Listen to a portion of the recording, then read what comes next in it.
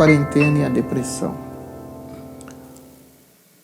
Alguns correspondentes no meu Instagram pediram que eu comentasse um pouco mais essa questão, né, sobre a qual escrevi um pequeno comentário lá no Instagram.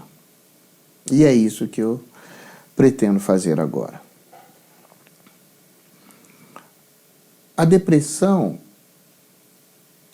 né, ela é uma condição psicológica que leva a pessoa a desejar ficar longe de todo mundo, né? Como se quisesse entrar num buraco e sumir, né? É o que a gente chama de uma certa afecção, um certo comprometimento psicológico do grupo das doenças de contato, ou seja, de relacionamento humano. Então, a depressão tem a ver com a questão do relacionamento humano.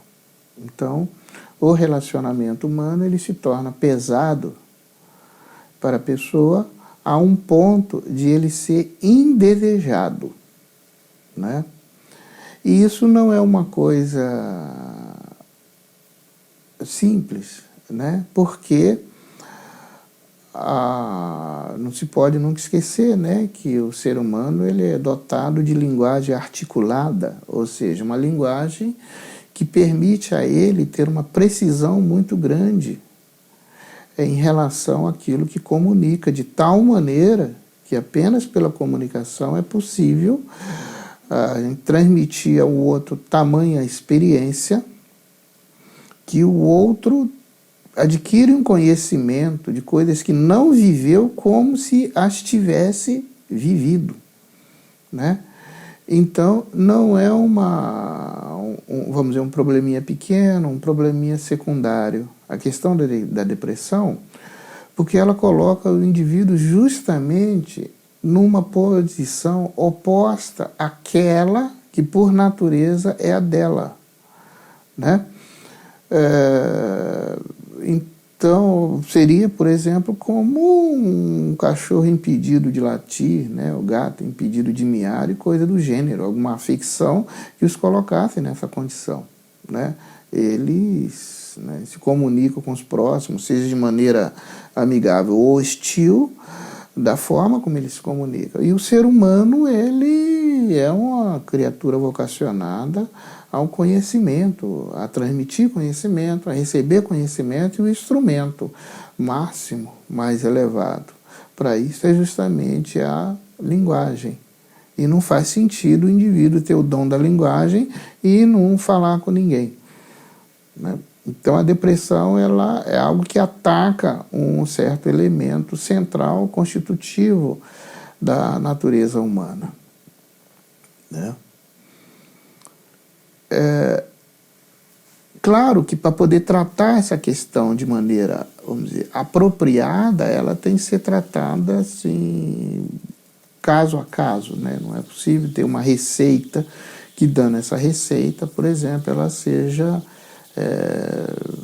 efetiva, útil para todo mundo. Claro que não. Mas a gente pode tratar em linhas gerais, sabendo que ela é uma interrupção da comunicabilidade da pessoa, porque ela retira do indivíduo a agradabilidade, o senso de utilidade da comunicação com o outro. Então não é um pequeno problema, não é uma coisa desprezível.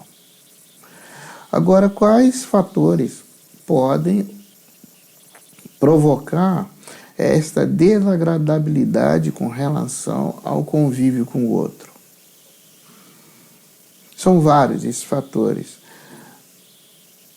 mas eu os reuni e procurei condensá-los em 4 fatores, e é deles que eu vou falar um pouco, apresentar quais são esses fatores e, de certo modo, por que eles contribuem para tornar desagradável a convivência, a comunicabilidade com o outro.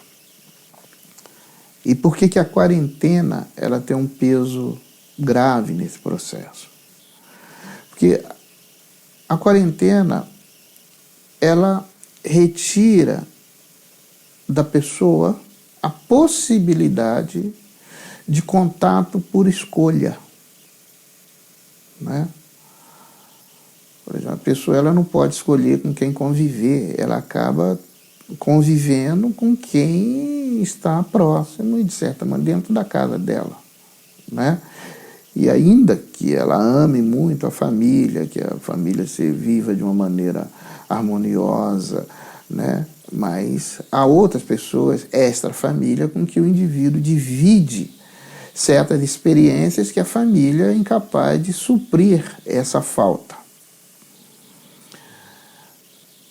Os 4 fatores, então, que pode ter um peso maior ou menor para cada uma das pessoas, né, nessa circunstância de quarentena e possa levá-la a deprimir, são os fatores relacionados à questão da sobrevivência, subsistência material, que a gente pode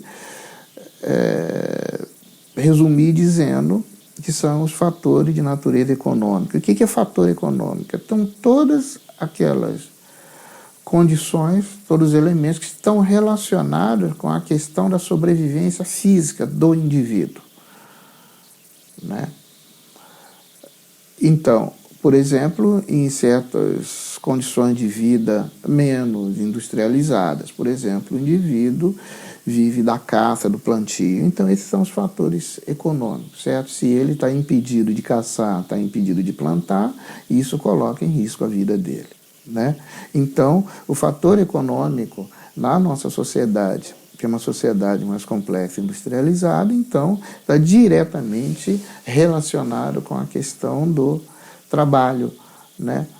Do trabalho, a questão do emprego, né? Então, são coisas que respondem pela sobrevivência física, que o indivíduo trabalha, ganha o dinheiro, e com o dinheiro ele compra aquilo de que ele necessita para sobreviver, né? Tem um outro fator que vem a seguir, um certo fator que é de relacionamento social e de respeito ao encaixe dele na vida social. Por isso que eu dei o nome de, denominei esse fator de fator sociológico, porque não se pode esquecer que a sociologia estuda grupos humanos, né?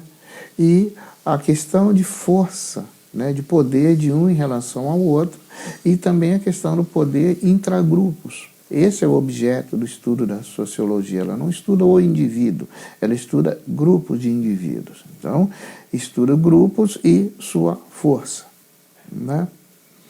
Tem outros fatores, por exemplo, que está mais relacionado ao compartilhamento de gostos, seja estéticos, musicais, de todo tipo, de todo tipo. Então, a gente pode dizer que são fatores de natureza antropológica. Por isso que, até há um certo tempo, estava muito em voga falar disso, então usava-se o termo tribo. Ah, o fulano pertence a uma tribo, pertence a outra tribo, e as tribos, elas se dividem não por uma relação de força intragrupo ou extragrupos, mas sim por uma questão de gosto. As pessoas se reúnem, se agregam, porque há um gosto comum entre essas pessoas, né? Na música é muito comum isso, então tem uns grupos de chorinho, tem um grupo de pagode, tem um grupo de rock, tem um grupo de heavy metal, né? As pessoas se reúnem, né, mais por uma associação de gosto. E tem os fatores de natureza psicológica, né, que diz respeito à associação das pessoas por escolhas, né, com grupos, por exemplo, que privilegiam muito mais a sensibilidade com relação ao outro ou a não sensibilidade com relação ao outro, né? Nos extremos disso, pode ver como é que isso daí pesa. É o seguinte, é como você querer fazer uma festa, você convida engenheiro e psicólogo, entendeu? Realmente essa festa, certamente, vai ser um problemático, né? Porque geralmente o engenheiro, né, ele tem pouco interesse, né, com relação às questões intrapsíquicas, alheias e às vezes até das próprias. E o psicólogo tende numa linha contrária, né? Tende a personalizar muito a relação, né? Isso em geral. Então, esses fatores psicológicos contam muito para a questão do interesse que o indivíduo possa ter em comunicar-se com o outro, né? Para algumas pessoas, fatores de natureza econômica pode ter um peso muito maior para eles, por exemplo, do que fator psicológico, e para outros pode ser exatamente o contrário. Assim como o outro, para outros, por exemplo, essa questão antropológica, essa questão de relação com o grupo de escolha pode ter um peso muito maior, né? Ou o fator sociológico, por exemplo, qual é a questão do encaixe do indivíduo no meio. Então, por exemplo, no questão do encaixe do indivíduo no meio, então, por exemplo, um indivíduo, ele em condições normais de trabalho, né, ele tem um papel, ele fala, ele é obedecido, ele é escutado, e quando ele, por exemplo, é obrigado, é forçado, né, o governo força a se afastar do trabalho, ou afasta do trabalho, certamente as relações que ele vai ter familiares não vão ter os mesmos moldes que tem, por exemplo, no ambiente dele como profissional, no ambiente de empresa em que ele trabalha, né? Na casa, ele pode ser mais um, ele fala como uma outra pessoa, uma criança fala e o outro fala, e o discurso dele não tem mais credibilidade do que o discurso, por exemplo, da sogra dele. E no ambiente de trabalho não é assim. No ambiente de trabalho ele fala, ele tem o comando ali da situação, ou seja, ele é acionista numa coisa, então ele fala e ele tem que ser escutado. Então a voz dele tem um diferencial que não tem na casa dele. Então essas coisas vão tornando muito desagradável o convívio com outras pessoas. Mesma coisa o fator antropológico, por exemplo. O indivíduo adora chorinho, por exemplo, mas majoritariamente na casa dele, por exemplo, o pessoal gosta de heavy metal ou alguma outra coisa, então o diálogo fica um pouquinho dificultado ali, né? Fator psicológico também, a pessoa ela pode, por exemplo, ser, de certa maneira, indiferente às questiúnculas, né, psicológicas dos outros próprios, não gosta de ficar tratando desse assunto, não gosta de muita intimidade com todo mundo, certo? E na casa dele, às vezes, o pessoal, na hora do almoço, na hora do jantar, na reunião, só fala dessas questões mais pessoais e íntimas e assim por diante, né? A pergunta é qual é a solução geral, né, que de certa maneira serve para todo mundo, sem, no caso aqui, poder especificar pontualmente como é que tal pessoa resolve essa questão para ela. O fator geral que a gente pode apontar é a questão do esforço, é a questão do empenho, é a questão da vontade dirigida, né? É a questão que a gente pode resumir, que é a questão da irascibilidade, né? Essa solução é semelhante ao seguinte, é como vamos dizer, o indivíduo está num time de futebol e ele vai disputar uma decisão de campeonato. Então ele tem que fazer gol, tem que partir para cima para fazer gol, entendeu? Tem que partir para cima para fazer gol. Se ele jogar só na retranca, esperando ganhar, porque não perdeu, porque não sofreu gol, certo? É uma situação realmente problemática. Porque se ele joga assim, o outro time fizer um gol, aí ele está numa situação realmente ruim. Ele tem que já partir para cima. Esse partir para cima, certo? Que é a primeira e mais eficaz solução para a questão da depressão, está resumido na frase: afasta-te do mal e faze o bem. Note que parece haver uma diferença nesta concepção grega e cristã. Na concepção, na ética, a Nicômaco, de Aristóteles, que é chamado de uma ética eudemonista, porque é uma ética voltada à felicidade, ou seja, como é que o indivíduo pode viver de uma maneira feliz. A expressão é faze o bem e afasta-te do mal.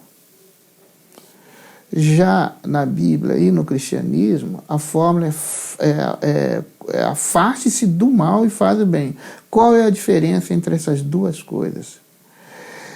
É que você se empenhar por afastar o mal, você está fazendo uso daquela parte que até instintual do homem e dos animais, que a gente chama de irascibilidade, que é a capacidade de ataque, fuga, né?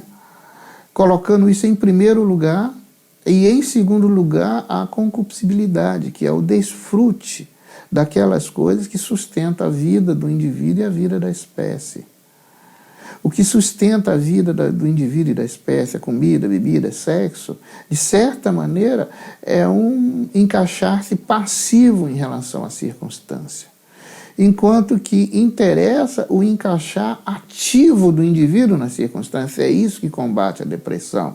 É ele ir para a luta, porque ao ele fazer isso, eles têm que se comunicar com o outro. Ele tem que submeter o outro. Ele tem que administrar o outro.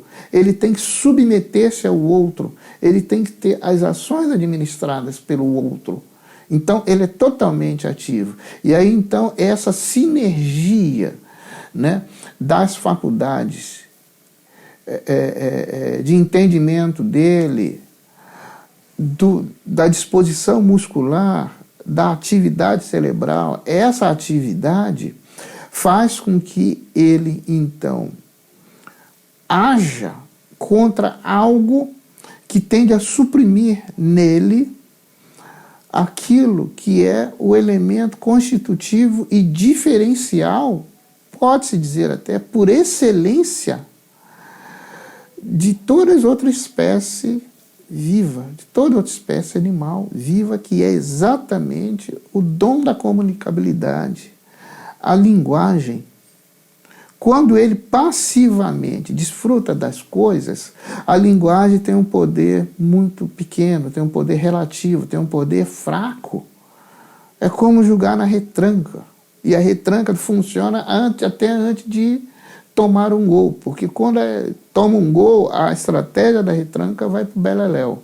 Agora, a estratégia de ir para cima, de fazer o gol, essa não, vai para cima fazer o gol, corre para defender e tudo. Então ele está com toda uma espécie de uma unidade, ele é uma força ativa, ele é uma força agente.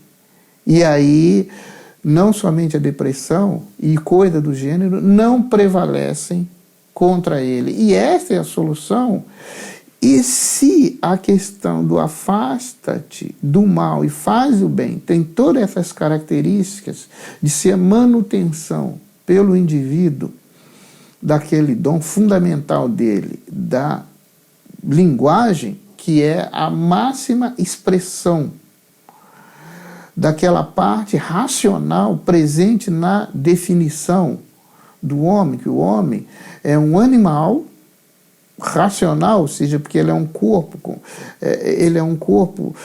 autoanimado, que ele se desenvolve por si mesmo, então por isso que ele é chamado de um animal.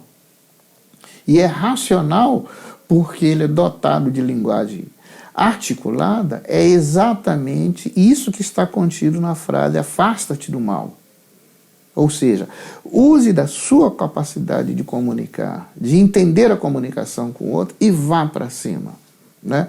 Não é à toa que toda vez que, vamos dizer, indivíduos com mentalidades, assim, vamos dizer, totalitárias, governantes, coisa e tal, tenta submeter o homem, ele tenta fazer as coisas que diminuam a capacidade autoexpressiva do homem, a capacidade expressiva do homem, que diminua a linguagem do homem, né? Que impede o homem de se comunicar um com o outro, que impede o homem, por exemplo, de se reunir e poder definir estratégias, por exemplo, que os protegerão enquanto indivíduo e também enquanto grupo.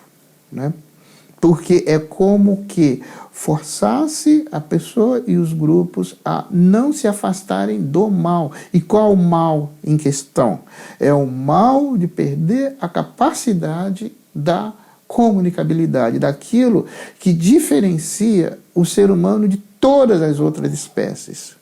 Os outros elementos diferenciais, como o polegar oposto aos outros dedos, diferencia também, mas nenhum diferencia com uma radicalidade tão grande quanto a linguagem. E não é estranho também a esse pensamento, e falando de solução mais antiga, quando a gente pensa no relato bíblico de Gênesis, da queda do homem. Quando Adão estava no paraíso, a primeira tarefa que lhe foi dada foi a de nomear todas as criaturas, né? Ele, dotado que era de uma capacidade préternatural, ou seja, um ser humano, mas com a capacidade de intelecção de um anjo que conhece tudo nas suas próprias causas, né? Então Adão, ele pôde nomear todas as criaturas. Mas quando ele pisou na bola, né, obedeceu ao perdedor, né, obedeceu ao demônio, né, e perdeu e desobedeceu a Deus, ele foi expulso daquelas condições do paraíso, porque não poderia continuar vivendo lá, com a alma não mais pura, né, e viver eternamente lá com a alma não mais pura. A solução que foi dada para ele, que certamente ele ficaria deprimido ao pensar no que perdeu. Se a pessoa perder emprego, fica mal, imagina o indivíduo perder o paraíso. Então ele vai ficar pior ainda. Qual foi a solução que foi dada para ele? Foi assim, Deus disse para ele: tu vai ganhar o pão do dia a dia com o suor do seu rosto. Ou seja, você vai ter que ativamente combater o mal para chegar ao bem, certo? Conseguir os seus meios de sobrevivência. Agora você vai ter que fazer isso. Então não existe maior remédio contra a depressão do que exatamente isso. Essa ação do indivíduo voltada à solução de uma dificuldade, e sendo que esta solução ela terá que ser racionalmente definida. Então o indivíduo define uma meta, ou seja, o que me importa mais? É a questão econômica? É a questão sociológica? É a questão antropológica? É a questão psicológica? Se é, então eu vou usar toda a minha inteligência para resolver essa dificuldade. Então, é como ganhar o pão com o suor do próprio rosto. Essa foi a solução para Adão, de modo que o trabalho não é castigo, é solução. Essa é a solução apontada por Aristóteles na sua Ética Eudemonista. Essa é a solução apontada pela Bíblia. E essa parece ser a solução que a psicologia que trata da doença de contato também encontra. É pela exploração da irascibilidade, ou seja, a capacidade de combater algo racionalmente definido, é que tem o condão de ir retirando o indivíduo dessa condição de depressão. Por quê? Porque para ele fazer um combate racional, ele necessariamente tem que se escorar na comunicabilidade. E é exatamente isto que a depressão ataca: a comunicabilidade humana. Muito obrigado pela sua atenção.